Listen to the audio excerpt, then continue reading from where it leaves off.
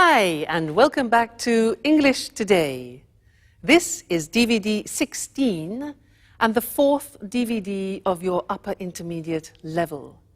And in this DVD, we'll begin with another 2 episodes of our story, That's Life, followed by our special TV programs where our music expert will be talking about the world's most expensive violin.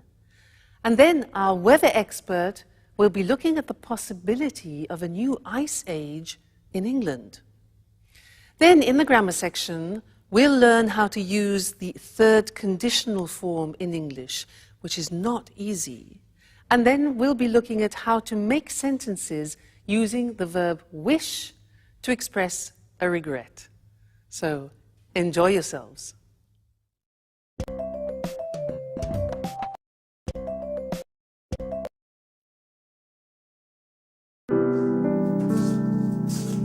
Good morning, Sarah. Have you seen what a beautiful day it is? How about a walk in the countryside and then we can relax by the pool? I don't really feel like going out. I'd rather stay in and read. Oh, come on, Sarah. Don't be your usual antisocial self. Let's have some fun together. Why don't we play a trick on the guys who are still asleep? We could wake them up with a nice bucket of cold water. What a stupid trick. Nothing's changed, but I still love you, Julie. Beautiful girl with brown eyes, dusting away my heart's sighs. That's all we needed. Oh, you don't understand, Sarah. This is poetry. This is the story of a secret love. Poetry, love, tricks. Enough of this nonsense. If I'd known you were all going to be so amusing, I never would have organized this reunion.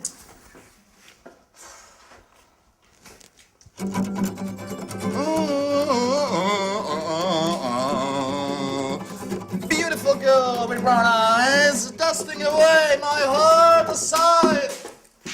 Oh no, Paolo! Look what a mess you've made. And by the way, you didn't clean the kitchen last night, did you? Come on, Michelle, give me a hand. No, I'm sorry. I can't touch that awful stuff. When are you going to get the message? I never touch that awful stuff. I hate detergents and the multinationals that make them. And I hate cleaning too. Oh, come on, we're on holiday. What is this racket? And what is going on in here? Has World War III broken out? It's just started. Well, soldiers Sandra's launch her offensive, but the Paolo Michel squadron is responding well to the attack and will defend its position to the bitter end. Stop playing around. Roll your sleeves up. The sooner we start working, the sooner we'll finish and we'll be able to relax by the pool. Wait a minute, I was just thinking of going back to bed. If I'd known what was waiting for me, I would have slept until midday. Maybe we could ask Sarah to give us a hand. Well, you must be joking. She just asked not to be disturbed and giving her a bad mood over the last couple of days. Well, we could ask Mike, though. Oh, no. I just saw him a few minutes ago. I asked him where he was going and he said he was going to the village to buy a newspaper. He asked me if he should do some shopping, but I told him we'd all go to the supermarket together later on. Fantastic. First cleaning up, then the shopping. Just the sort of holiday that I'm dreaming of. Well, it's only the 4 of us here. Let's share the jobs out. Just a minute, just a minute. I've got an idea.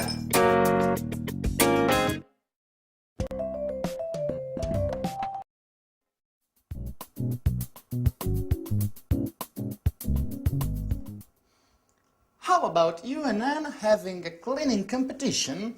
Time in here. You clear one part and you the other. Yes, and I can keep the time. And Paolo provides some beautiful background music. At the end, we'll see who's been the fastest. And, of course, which part of the kitchen shines the most. I think it's a great idea. You and Anne are always arguing about who's the best at doing things. Oh, this could be the right moment to show off your domestic skills. And the winner will be crowned Queen of Housewives. What do you think? Well, it's an unusual idea. It's very original, but I'm not sure. Oh, come on, Anne. Why not? It'd be interesting. Okay, you've convinced me. Shall we start? Great! So, Sandra, you clean the sink, the cooker, and this part of the floor. Oh, and you've got the oven, the table, and this other part of the floor. Okay. Okay? Ready, get set, go! Sponge in hand. Sandra has cleaned the taps while Anne is intently sweeping the floor. Now Sandra is spraying detergent onto the cooking rings and starts it on the table. Time is passing by and neither contestant is showing signs of fatigue. The race is open and nothing is separating the two cleaners. Those college days were so long ago. You were so clever, so beautiful too. But I never forgotten you. Nothing's changed. I still try love you. Beautiful girl with brown eyes, dusting away my heart sighs. Finished! Incredible! You both finished at exactly the same time. Come on, Michelle. We need to decide which is the cleanest part.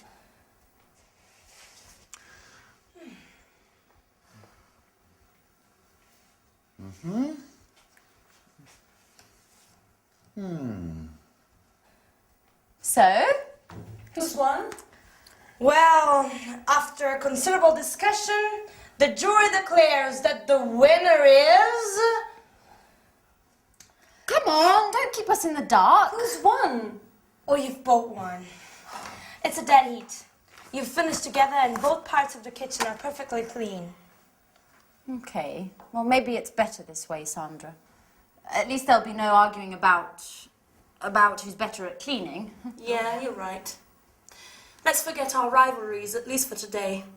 Come on, let's shake on it. Okay. We're both champion cleaners.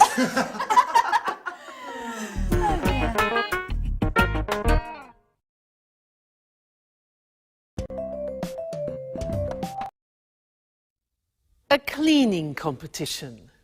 Now that's an interesting concept. Could only be invented by Anne. Now that is something where I would definitely lose. Cleaning competition, no way. What about you? Anyway, that last episode was great because it helps me introduce to you one of the most difficult grammatical forms in the English language, which is called the third conditional. We have three conditionals in English. 1, 2, 3. The first, let me give you an example. If I see him, I'll tell him. That's number 1. If I saw him, I would tell him. That's number 2. Number 3 is what we're going to look at now. If I had seen him, I would have told him. Sounds terrible, doesn't it? Too much grammar. But last lesson was useful because we learned the first part of the third conditional, which is the past perfect. They used it in the episode. It was Sarah. She said, if I had known you were all going to be so amusing, I would never have organized this reunion. Now that's a good example, and it's difficult. We often use the third conditional when we talk about a regret. Let me give you an example. I saw a beautiful house. It was quite expensive, but I liked it. I needed time to think about it, and I didn't buy it immediately. And then somebody else bought it. So I think, oh, if I had bought that house, I would have been so happy. So that's expressing a regret. So let's go to the screen and see how it's constructed, because it's really not easy. It takes time to be fluent in the third conditional. The grammar is this: if, because if describes a hypothetical situation. Now, when you're talking about the third conditional, it's an unreal, it's an impossible situation because you can't change it anymore. So we start with if, then the past perfect, which we learned last lesson. Then we use would, which we also use in the second conditional, followed by have, the infinitive, and then followed by the past participle. So let's see how that works. If I hadn't gone, past perfect, to the party, I would have gone to bed early. Okay, so I went to the party and I didn't go to bed early. So the consequence is, if I hadn't gone to the party, I would have gone to bed early. But I didn't go to bed early. Okay, so what was the consequence of that? Now, imagine I drank a lot of wine and I had a terrible headache. And you think, ooh, regret. If I hadn't drunk, past perfect negative, if I hadn't drunk so much wine, I wouldn't have had such a bad headache yesterday. Now that's difficult, look at that. Wouldn't have, negative, wouldn't have, plus the past participle of the verb have. So I wouldn't have had. Now this is not easy, it will take time for you to use fluently. You have to keep practicing it. Practice it in the toilet, in the bath, when you're walking down the street. Okay. Another example. Now, I didn't set the alarm, so I woke up late. If I had remembered to set the alarm, I wouldn't have woken, past participle, up late.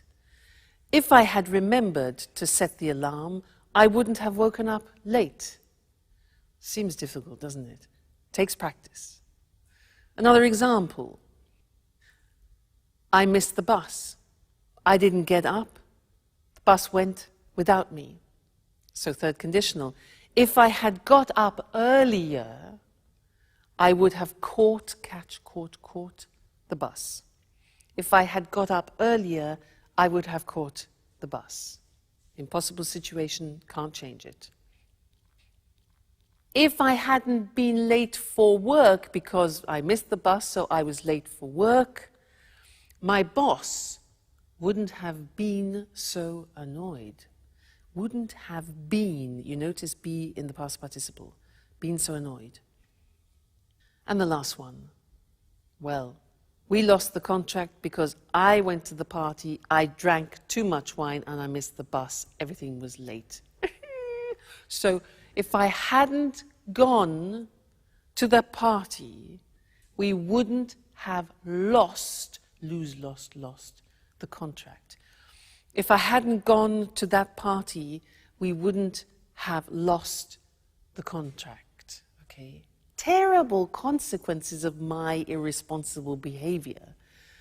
So that's the third conditional. Please don't worry, it is difficult, probably one of the most difficult things in the language, and it takes time to get fluent in it. But just keep practicing. Just take a phrase and say it to yourself often. Like, if I hadn't done that, if I had studied more, I would have passed the exam, as an example. If I had studied more, I would have passed the exam. All right? So, happy practicing. Bye.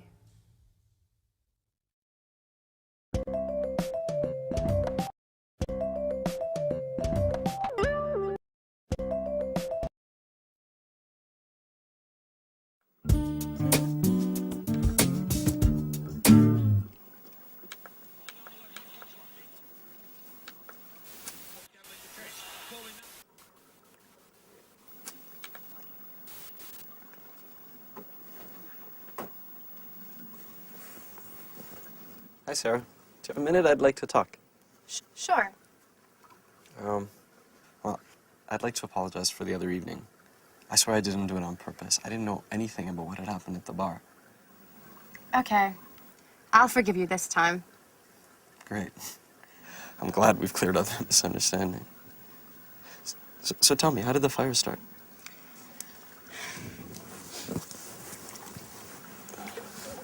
I don't really know. The lighting system had been checked 2 days earlier by the electrician, and the sprinkler system was working fine too. It had just been installed, but it didn't work. How's that possible? I don't really know. Someone must have thrown a cigarette on the curtains, which caught fire straight away. The whole pub burned down in a few hours. The fire brigade couldn't save the place. It all went up in flames. I wish I'd been more careful. I wished I'd checked everything more carefully. But it's not your fault, Sarah. How could you have prevented the fire? Come on, you've got to pull yourself out of this. You can't spend your whole life thinking about your problems. You used to be such a fun person. Life changes us, Mike. We've all changed since our university days. Sure. But I'd like to help you find your old enthusiasm again. Tell me, how can I possibly help? Well, I'm not sure. You're embarrassing me. You shouldn't feel embarrassed, not with me. We've always trusted each other, no? What time is it? 4:15. Oh, no, the match, it's already started. You know, Mike, we were talking just then. Yeah, I know. We'll continue our conversation later. I've really got to watch the game now. It's a great match, Chelsea against Manchester United. You know that doesn't interest me in the slightest. You haven't changed, Mike. All you think about is football. Football's the only important thing in your life. You're exaggerating now, Sarah. And you don't understand anything. All you care about is football. Maybe if I wore a Manchester United shirt, you'd pay me more attention. What did you say?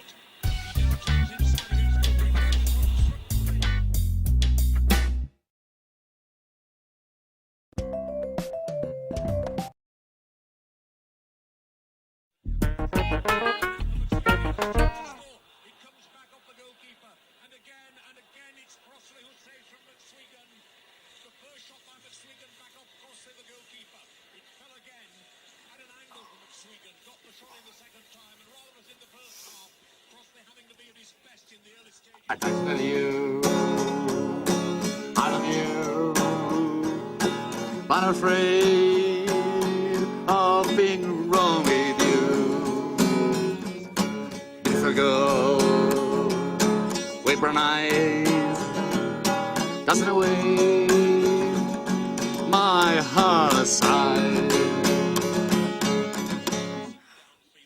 Oh no, Paolo, that's all I needed is you, with your stupid guitar. I've had enough. I'm going to my room.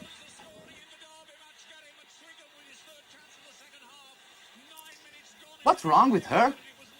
I don't think my song's that bad. What do you think, Mike? I'd like to tell you, I love you. Paolo, can I watch the game in peace and quiet?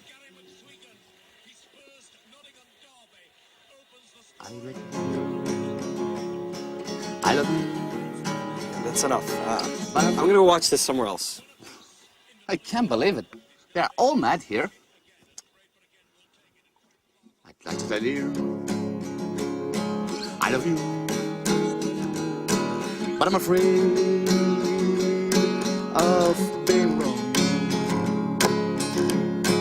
Beautiful girl, with brown eyes, dancing away my heart side. Oh, man, at last someone who appreciates my talent. I knew you were an expert in music. That song, Paolo, what does it mean? Oh, I wrote it. Thanks to Mike that gave me the inspiration. Do you like it? Oh, no. Mike? Yeah? That's not possible. I don't believe it. Unbelievable. They are all mad in this house. Beautiful girl, with brown eyes, Less than a way, my heart sighs.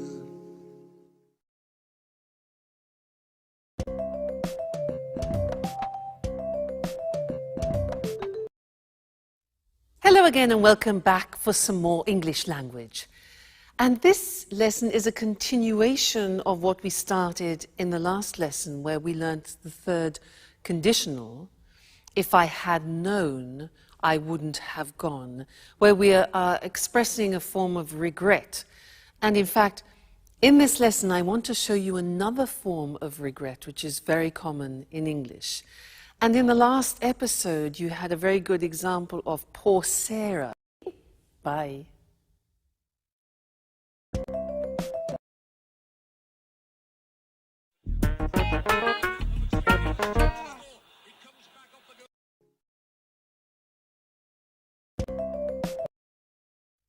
Hello again and welcome back for some more English language. And this lesson is a continuation of what we started in the last lesson where we learnt the third conditional, if I had known, I wouldn't have gone, where we are expressing a form of regret. And in fact, in this lesson, I want to show you another form of regret, which is very common in English. And in the last episode, you had a very good example of poor Sarah, who is expressing her regrets. She said, I wish I had been more careful. I wish I had checked everything more carefully, you know, when the pub burnt down. So she starts the sentence with, I wish, and that's her desire. A desire that she would like to have fulfilled. It's too late. So we use wish to express desires like that. Let me give you an example in the present tense. I can say, I'm fat, and I have a desire which is to become thinner. So I would say, I wish I were thinner. Let's look at the screen and I'll help you with this because we can use wish in the present and also in the past, so the grammar form changes. Let's first look at how we use it in the present. I say I'm fat, I'm overweight, all right? So my wish is, I wish I were thinner. Now, this is very interesting because it's an example of the subjunctive in English. Now, the subjunctive has disappeared from the language, but only in this case do we use it. We don't say, I wish I was, but I wish I were thinner. Okay, so an important exception, that. Another example is, I don't know how to cook, and I have a desire, a wish to change that. So I could say, I wish I knew how to cook. Notice that the verb know goes into the past, simple past. I wish I knew how to cook. She can't speak another language. So the girl can't speak another language. She has a desire. She says she wishes she could speak another language. So we're in the present. She wishes, I wish, you wish, he wishes. She could in the simple past, all right? She wishes she could. So that is a present desire that you have. If, in the case of Sarah, your desire is in the past, which often becomes then a regret, the grammatical form changes. Have a look. I didn't buy that car. Now imagine you see a car, it's a bit like my house. You see a car and you don't buy it, and then you regret it. You think, I wish, in the present, I had bought. Now you remember the past perfect. We looked at it in the 2 previous lessons. Here it is again. I wish I had bought. We contract it and it becomes I'd. Okay? Now be careful because I'd, when it's contracted in English, could be I would or I had. Now would would never be followed by the past participle. So you can tell if it's had because the past participle follows. All right? So I wish I'd bought it. All right? Another example. She spent so much money last year and now she's got problems. So she wishes she hadn't spent so much money. All right? Past perfect. He didn't come to the performance, that's the situation. His desire in the past. He wishes he'd come to the performance.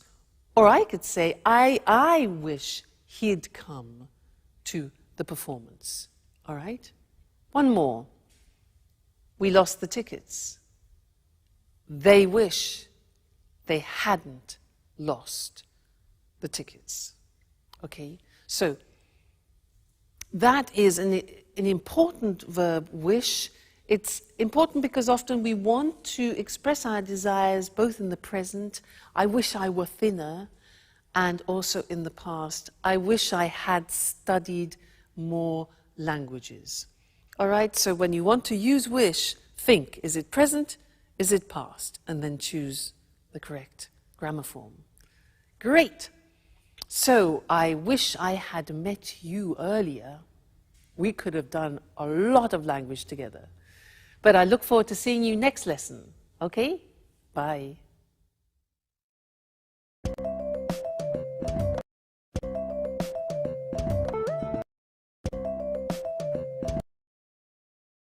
Good morning and welcome to this week's edition of Music World. And welcome to Tony Moore, our music expert. Hello, Lucy.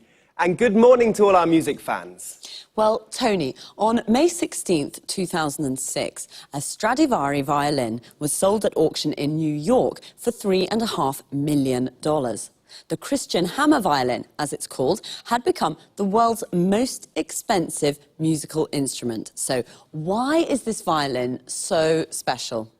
Well, this violin was made in 1707 by Antonio Stradivari in the family workshop in Cremona, near Milan in northern Italy.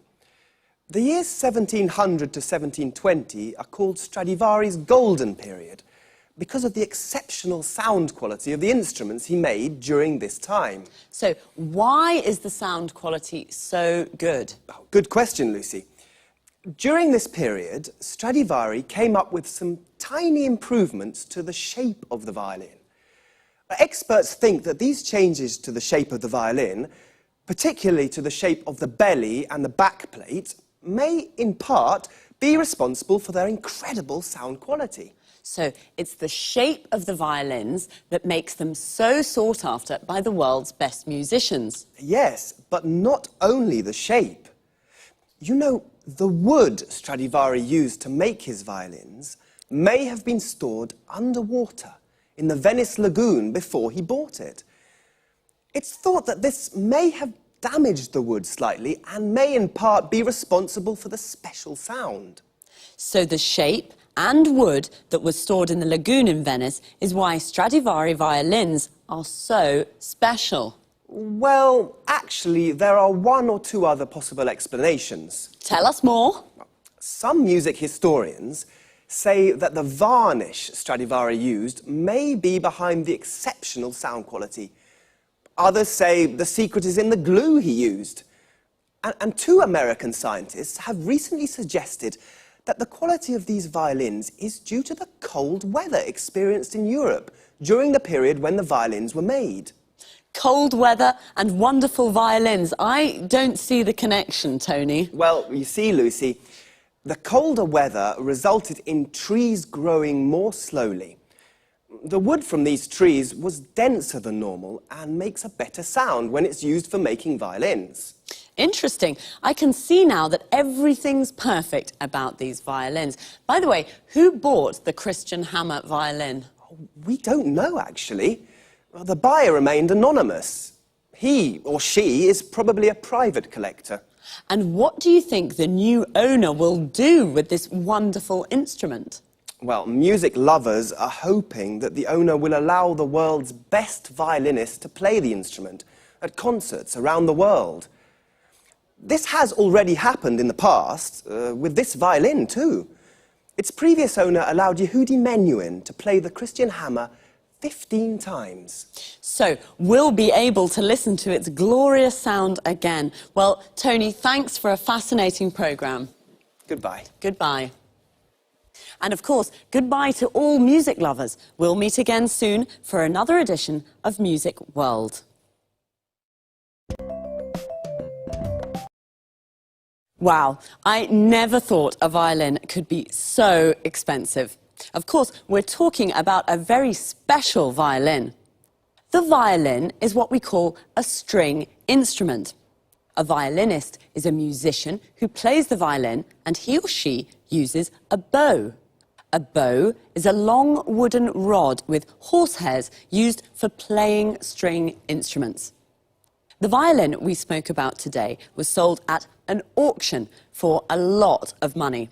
An auction is a public sale, a place where people bid against each other to buy something. To bid means to offer a price. You can buy almost anything at an auction: houses, furniture, paintings, instruments. The buyer of this Stradivari violin remained anonymous. To remain anonymous means to keep your identity secret. The owner of the Stradivari is probably a private collector. A private collector is a person who collects things for their own enjoyment. The Stradivari was made in a workshop. A workshop is a place where craftsmen make things. A craftsman is like an artisan. Well, as we heard, it's a violin with incredible sound quality. The quality of the sound is excellent. One reason could be its shape. The shape of something is its physical form. The belly of the violin is the part under the strings. We also have bellies. Your belly is this part of our body, and the back plate of the violin is the part at the back. Again, we also have backs. Your back is this part of your body. So, it's one of the most sought-after instruments in the world. If something is sought after, it means many people would like to have it. Well, I'd like to have the $3.5 million. That's all we have time for this week. Take care, and I'll see you again soon.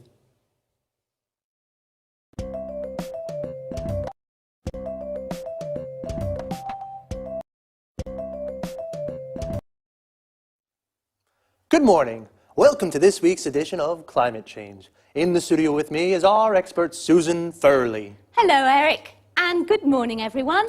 Well, Susan, let's talk about the weather in Scotland today. You know, I'm planning to visit the West Coast this summer, and I really don't know what kind of clothes to take with me. It's cold there, isn't it? Not really. Take your swimming costume, a beach towel, and some suntan cream. You're joking, aren't you? Not at all. The west coast of Scotland has beautiful islands and lochs and gardens full of tropical plants. Really? Yes, they're full of tropical plants. Tropical plants in Scotland. How is that possible? It's thanks to the Gulf Stream. You know, it's one of the world's most important ocean currents. It carries large amounts of warm seawater from the Caribbean Sea to the northwest of Europe. This warm water brings about an increase in the temperature here of about 9 degrees centigrade. Without it, the weather in Great Britain would be a lot colder. I thought it was cold. So, the west coast of Scotland is a tropical paradise? That's fantastic. Well, let's not exaggerate. There are tropical plants, but it's not exactly like the Caribbean, though the winters are very mild here. At least, they are for the moment. Since 1950, scientists have noticed that the flows of cold water in the North Atlantic that are associated with the Gulf Stream have decreased by 20%. We're not talking about the Gulf Stream here, but this change could slow down the Gulf Stream itself. And what's behind this change in the North Atlantic? Well, the water in the world's oceans and seas is constantly moving. The speed and direction of these movements of water are controlled by different factors, such as the shape of the ocean floor, the salinity of the water, and the Earth's rotation. Well, scientists have noticed that the ice sheets of the North Pole and Greenland are melting due to the greenhouse effect. This is reducing the salinity of the water in the North Atlantic and is reducing the flows of cold water that help the Gulf Stream bring warm water to Western Europe. So, are you saying that the seawater and the temperature in Great Britain could become colder? Yes, this has already happened in the past. Scientists have discovered that the Gulf Stream slowed down or maybe even stopped completely about 11,000 years ago. This brought about a fall in the temperatures in Northern Europe of 5 degrees. And could the same thing happen again now? Yes, scientists fear that a knock-on effect of the salinity reduction may be the slowing down of the Gulf Stream again. And what would the effects of this be? The worst predictions suggest there could be a new ice age in Great Britain. Wow, that sounds frightening. Well, perhaps Great Britain will become a new center for the winter sports. Perhaps the Winter Olympic Games will take place in Scotland. We'll have to wait and see. Thanks to Susan Furley. Goodbye, Eric. Goodbye, Susan. And goodbye, everyone. Well, apparently I should take my swimming costume and beach towel and some suntan cream to Scotland. A swimming costume is what we wear to go swimming. A towel is what we use to dry ourselves. And a beach towel is a big towel for the beach. Suntan cream, sometimes called suntan lotion, is the cream we use to protect ourselves from the sun. I thought Scotland was a cold country, but actually the winters are even very mild. Mild means not very cold. Susan explained that this is thanks to the Gulf Stream, which is an important ocean current. An ocean current is a movement of seawater. Seawater is a compound noun that means the water of the sea. The Gulf Stream brings warm seawater from the Caribbean, and this brings about an increase in temperature. To bring about is a phrasal verb. It means to make something happen. But the flows of cold water have decreased. When water moves, we say it flows. So a flow of cold water is the movement of cold water. The Gulf Stream could slow down. To slow down means to become slower. What is behind these changes? This means, what is the reason for these changes? Well, the ice sheets in the North Pole are melting. An ice sheet is a layer of ice, also a compound noun. When ice melts, it becomes water. This is a reducing the salinity of the water. The salinity is the amount of salt it contains. It is also reducing the flows of cold water that helps the Gulf Stream bring warm water to Europe. This could bring about a fall in temperature. A fall is a decrease. We call this is a knock-on effect. A knock-on effect is an effect of something happening. We've run out of time again, so I'll say goodbye and see you soon.